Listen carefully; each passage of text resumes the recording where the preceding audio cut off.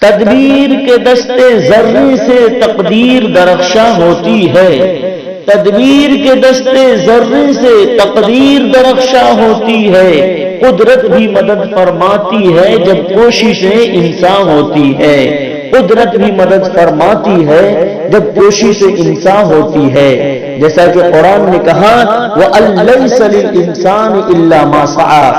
اور دوستو آگے دیکھیں کہ احساس عمل کی چنگاری جس دل میں فروزہ ہوتی ہے، احساس عمل کی چنگاری جس دل میں فروزہ ہوتی ہے، اس لب کا تبسم ہیرا ہے، اس آنکھ کا آنسو موتی ہے، اس لب کا تبسم ہیرا ہے، اس آنکھ کا آنسو موتی ہے، تدبیر کے دستے ذرے سے تقدیر درخشاں ہوتی ہے۔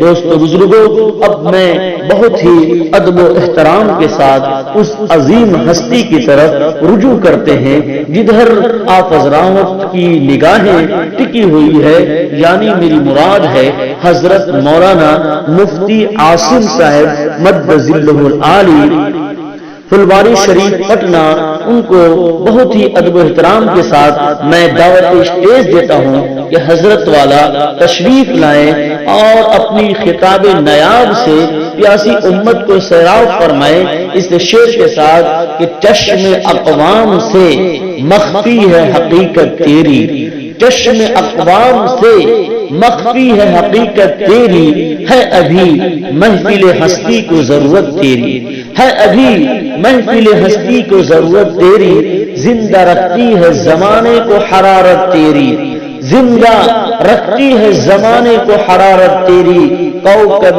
قسمت امکان ہے خلافت تیری، کوكب قسمت امکان ہے خلافت تیری، وقت فرصت ہے کہاں کام ابھی باقی ہے، وقت فرصت ہے کہاں کام ابھی باقی ہے، نور توحید کا اتمام ابھی باقی ہے، نور توحید کا اتمام ابھی باقی ہے۔ اقرأ وربك الأكرم الذي علم بالقلم علم الإنسان ما لم يعلم، صدق الله مولانا العظيم۔ محترم حضرات، سامعین کرام، اکابر ملت، بزرگوں اور دوستوں، عزیز ساتھیوں، اللہ رب العزت کا بہت ہی بڑا فضل و کرم ہے، اس کا بہت ہی بڑا احسان و اکرام اور اس کی بہت ہی بڑی نوازش و مہربانی ہے کہ اللہ رب العزت نے ہم سب کو مسلمان بنایا، نعمت اسلام سے سرفراز فرمایا اور اپنی عبادت و ریاضت کرنے کی توفیق عطا فرمائی۔ اللہ رب العزت کی اس عظیم الشان، رفیع الشان، جلیل الشان، محتم بالشان نعمت عظمیٰ پر ہم جس قدر بھی اللہ رب العزت کا شکر ادا کریں وہ کم ہے، وقت کا دامن تنگ ہے، ورنہ میں اپنی تقریر کو جاری رکھوں تو کئی دن نہیں کئی ہفتے تقریر جاری رہے گی، اسلام اور قرآن کی بات ختم نہیں ہوگی۔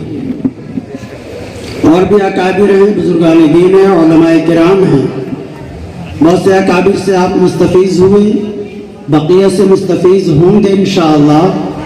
مجھے وقت بہت کم ملا ہے، اس لیے مختصر سے وقت میں اپنی بات کو سمیٹنے کی کوشش کروں گا اور سمندر کو کوزے میں بند کر کے آپ کے سامنے رکھوں گا۔ سب سے پہلے ہمیں یہ معلوم ہونا چاہیے کہ ہم جہاں بیٹھے ہیں، یہ جو جگہ ہے، یہاں سامنے بینر آپ کے سامنے ہے جس میں لکھا ہے معہد زید بن ثابت رضی اللہ تعالیٰ عنہ۔ آپ کو معلوم ہے کہ معہد تربیت گاہ کو کہتے ہیں، جہاں تعلیم ہوتی ہے، کتاب و سنت کی تعلیم ہوتی ہے، تو عربی زبان کا ایک لفظ ہے، اس کو عام زبان میں اگر ہم اور آپ جاننا چاہیں تو مدرسہ کہا جاتا ہے۔ مدرسہ کس کو کہتے ہیں؟ چھوٹا بچہ بھی جانتا ہے اور 100 سال کا بوڑھا بھی جانتا ہے، ہر آدمی جانتا ہے کہ وہاں تعلیم ہوتی ہے، تربیت کا نظم اور انتظام ہوتا ہے اور وہاں کیا پڑھایا جاتا ہے وہ بھی سب کو معلوم ہے. لیکن اپنے دائرے عقل کو ذرا وسیع و عریض کیجیے. ہم لوگ یہ سمجھتے ہیں کہ چھوٹا سا جو مکتب ہے یہی مکتب ہے. ہم یہ سمجھتے ہیں کہ چار دیواری کے اندر جو محصور مدرسہ ہے یہی ایک مدرسہ ہے. ہم یہ سمجھتے ہیں کہ کچھ وسیع و عریض زمین پر ہم نے ایک کالج قائم کر دیا, ہم نے ایک یونیورسٹی قائم کر دی, تو اسی کو سمجھتے ہیں کہ یہ کالج ہے اور یہ یونیورسٹی ہے. نہیں بزرگوں, یہ تنگ ذہنی کا ثبوت پیش کرنا ہے. یہی ایک مدرسہ نہیں, یہ بھی ایک مدرسہ ہے, لیکن مدارس کے درجات ہیں. ہر چیز میں درجات ہیں, ہر چیز میں مراتب ہیں اور منازل ہیں. تو اس میں بھی درجات ہوتے ہیں. ایک چھوٹا سا مدرسہ, اس کے بعد اس سے وسیع و عریض بڑا مدرسہ, اس سے بڑا مدرسہ, اس سے بڑا مدرسہ. وہ ساتھ دیتے جائیے, آپ کی عقل دنگ رہ جائے گی. میرا یہ چیلنج ہے, میرا یہ دعویٰ ہے, اور اس کو میں کتاب و سنت کی روشنی میں مدلل کروں گا کہ سارا کا سارا جو یہ عالم ہے, یہ پوری کی پوری جو یہ دنیا ہے, یہ جو یونیورس ہے آپ کے سامنے نظر آ رہا ہے, زمین سے لے کر کے آسمان تک, یہ پوری کی پوری کائنات ایک مدرسہ ہے. یہ پوری کی پوری کائنات ایک اسلامی یونیورسٹی ہے. کیسے؟ آپ کو معلوم ہوگا, آپ جانتے ہیں اللہ رب العزت نے اس کائنات کی تخلیق فرمائی. تو کیوں کائنات کی تخلیق فرمائی؟ اس کا مقصد کیا تھا؟ مقصد تخلیق کائنات ہے کیا؟ اس کو آپ کو سمجھنا ہے. ہمارا اور آپ کا عقیدہ ہے اور جانتے ہیں اور مانتے ہیں.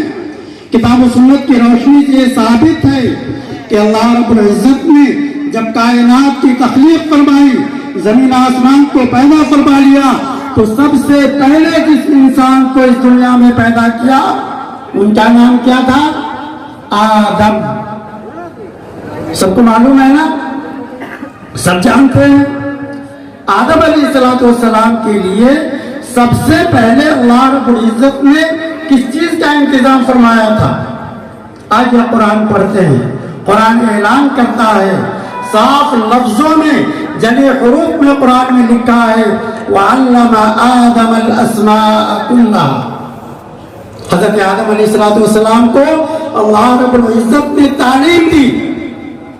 تو اس دنیا میں جو سب سے پہلے انسان پیدا کیا گیا, اس انسان کے لیے اللہ رب العزت نے سب سے پہلے تعلیم کا انتظام کیا. تعلیم دی, ان کو پڑھایا, ان کو سکھایا, اور پڑھانے کے بعد ایسے ہی چھوڑ دیا, بلکہ پڑھانے کے بعد امتحان ہوتا ہے. اللہ رب العزت نے تمام فرشتوں کے سامنے, مخلوقات کے سامنے ان کا امتحان بھی لیا, اور جب امتحان میں وہ کامیاب ہو گئے تو اب اللہ رب العزت نے ان کو انعام اور اکرام سے نوازا, ان کو جنت دی. وَقُلْنَا يَا آدَمُ اسْكُنْ أَنْتَ وَزَوْجُكَ الْجَنَّةَ.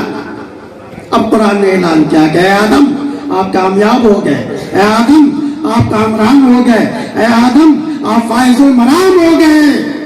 اس لیے انعام میں, صلہ میں آپ کو جنت دی جاتی ہے. آپ اپنی زوجہ محترمہ کے ساتھ جنت میں رہیے اور آرام فرماتے رہیے. تو دیکھا, پہلا انتظام اللہ رب العزت نے حضرت آدم علیہ السلام کے لیے کیا تھا. ساری کائنات میں نیچے زمین, اوپر آسمان, اور تنے تنہا ایک انسان. کون؟ حضرت آدم علیہ السلام. آدم علیہ السلام کا امتحان ہو گیا, آدم علیہ السلام کامیاب ہو گئے, فائز المرام ہو گئے, اور ان کو انعام اکرام سے بھی نواز دیا گیا. کیا یہ کر کر کے چھوڑ دیا گیا؟ نہیں. آدھے الست کو یاد کیجئے, اللہ رب العزت فرماتے ہیں کہ ہم نے حضرت آدم علیہ السلام کی پشت سے ان کی تمام ذریت کو جو قیامت تک آنے والی ہے ذریت کو ذروں کی شکل میں، چونٹیوں کی شکل میں اور چونٹی کے بچوں کی شکل میں اللہ رب العزت نے ان کو نکالا آدم علیہ السلام کی پشت سے اور سب کو جمع کیا. کہاں جمع کیا؟ حدیث میں اس جگہ کا نام ہے وادی زہران. وادی زہران میں تمام کے تمام اولاد آدم کو جو آدم علیہ السلام کے بعد سے لے کر کے قیامت تک پیدا ہونے والے ہیں سب کو اللہ رب العزت نے جمع فرمایا اور جمع فرمانے کے بعد ان کو بھی تعلیم دی. آدم کو بھی تعلیم دی اور اولاد آدم کو بھی تعلیم دی اور ان کا بھی امتحان لیا. فرمایا الست بربکم، کیا میں تمہارا رب نہیں، کیا میں تمہارا پروردگار نہیں؟ سب نے کہا جی ہاں. قالوا بلا، قرآن نے اعلان کیا، سب نے اقرار کیا، سب نے اعتراف کیا ہاں ہمارے پروردگار آپ ہی ہمارے رب ہیں. تو دیکھا آدم کو بھی اللہ رب العزت نے تعلیم دی، اولاد آدم کو بھی اللہ رب العزت نے تعلیم دی اور تعلیم دی. اس کے بعد اللہ رب العزت نے جو انسانوں کا سلسلہ جاری اور ساری فرمایا، حضرت آدم اور حضرت حوا سے لوگ دنیا میں آئے اور منتشر ہو گئے. لوگ دنیا میں آئے، مختلف مقامات کو انہوں نے اختیار کر لیا. جن کو جو جگہ ملی، جہاں جگہ ملی وہی وہ ثابت قدم رہے اور وہی اس کی نسل چلی. وہی انہوں نے بود و باش اختیار کر لی اور وہیں سے قوم کی تشکیل ہوئی.